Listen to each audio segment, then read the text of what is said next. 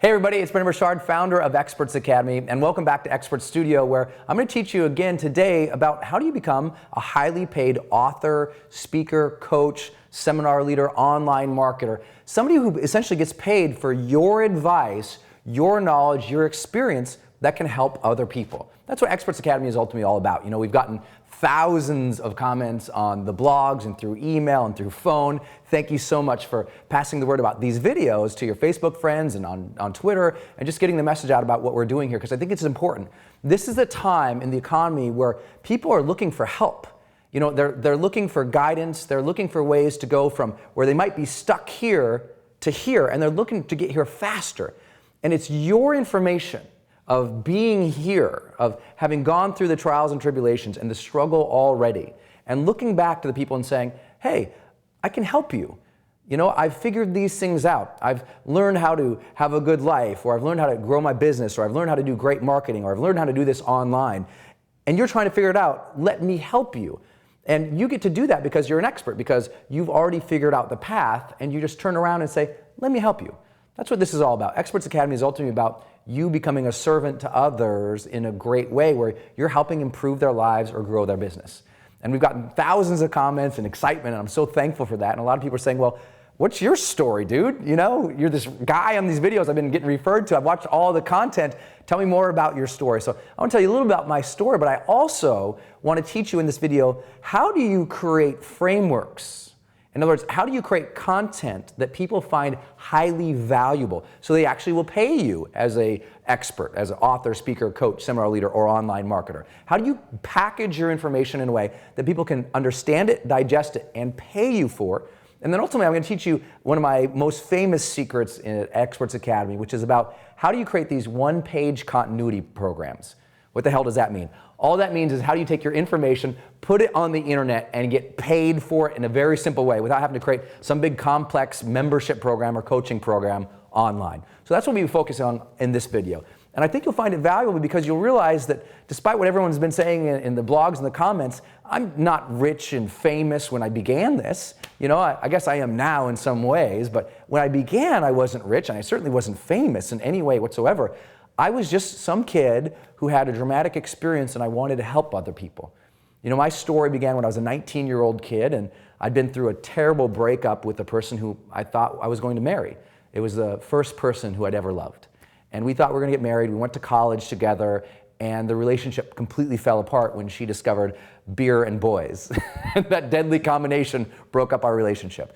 And I went in the dumps, and I was so miserable and so unhappy. And then I had this opportunity to go and work a summertime job in the Dominican Republic.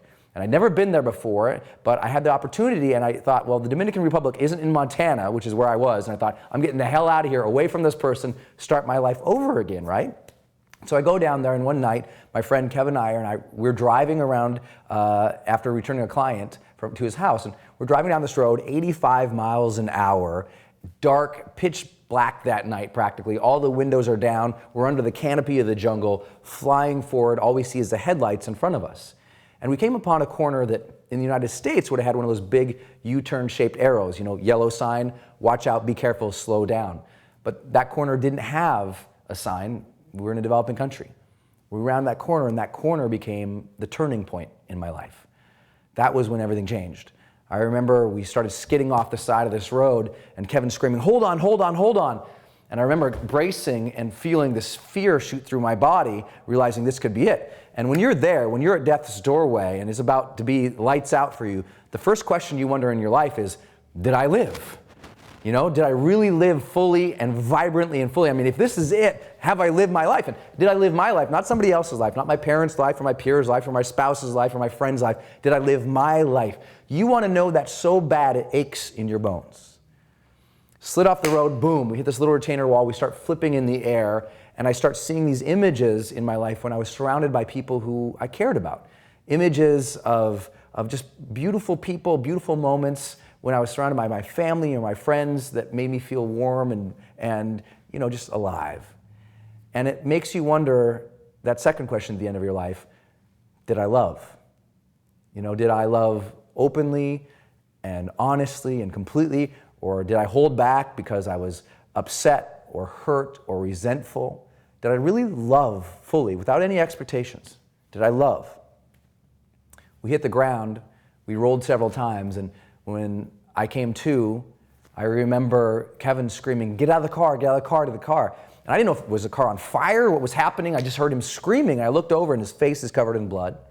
And he's able to pull himself outside his window. And I go to get outside my window to escape the car because the door was all smashed. Matter of fact, the whole car was smashed down on top of me. And all I had in front of me was this little windshield. And I pulled myself through what used to be the windshield of the car, and I stood up on this crumpled hood, and I looked down at all this blood on my body, and I remember this fear shooting down as a young man, realizing that life could end. And I remember looking down at all the blood, and it was pouring all over the crumpled hood of this car, off the end of the car. I remember looking down at all of it, and I just thought, did I even matter? You know, maybe I didn't change the world, but I changed somebody's world.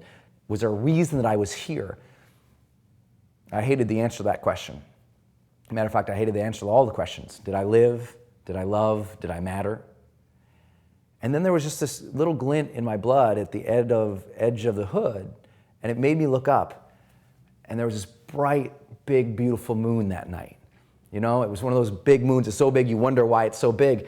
And if this fear had shot down, this faith came right back up, and I saw that moon, and I felt like, whoa, I'm still here. I felt this awe and appreciation for life that I'd never felt before. And it felt like at that exact moment, the big guide reached down and said, here you go, kid. You're still alive. You can still love. You can still matter. But now you better get busy, because now you know the clock is ticking. And I remember getting life's golden ticket. There was a second chance. And I thought, I will earn this. I will earn this. And I went away from that experience, and I just wanted to help people. I wanted to tell people, you know, at the end of your life, you're going to ask, did you live? Did you love? Did you matter? So let's live our lives so we're happy with the answers at the end. That's always been my message. And I wanted to get the message out just like I know you have a message. Something has happened in your life that you can help other people with. Yes, you can have impact with them, but you can also have influence and income. You can be paid for that because people want to know what you've been through.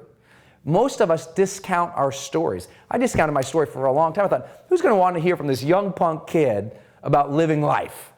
And then I realized that I've been through things that can help people, and others have been through things that can help me too. And I also realized that if I just learned how to package my information and really put it out there in a way that people could find valuable, then I could also earn a living helping and inspiring people. As an expert, all you're doing is two things. You're inspiring and instructing people. That's all you're doing. You're inspiring them to live a better life or to grow their business, and you're instructing them on exactly how to do that. The expert space is all based on how-to advice and how-to information. You've just got to look at your life experience, your life stories, and the things that you've learned that already you are discounting the value of, and make them clear to people and make them valuable to people. See, most of us discount what we know. We think, well, gosh, I already know how to do that. Who's going to want to know that? Lots of people. Remember, you don't have to be a millionaire to coach other people on money. I have friends and experts who are amazingly intelligent about money because they've interviewed the most extraordinary people in the world. Remember Napoleon Hill, right? Think and Grow Rich. He wasn't rich. He wasn't famous. He went out and he interviewed all the other rich and famous people. He learned their best practices. He put it in a book, now one of the best-selling books of all time, and helped other people who were trying to figure out what these people had learned. Other people write books because they've already figured it out and because they've gotten results they can help people. The ultimate question is, what do you know or what could you go learn that places you here and looking back at other people saying, well, look, you're just starting, let me help you. That's the beginning of your expert journey. That's the beginning of you actually getting paid for this. Now all we have to do is take your story, your life story, and take your strategies, how you can help other people, your how-to advice and how-to information, and we just got to put that content out there in the world, make it valuable, teach people how to do what you already have done, or teach people what you know so they can succeed in life or in their business, and bam, you're an expert.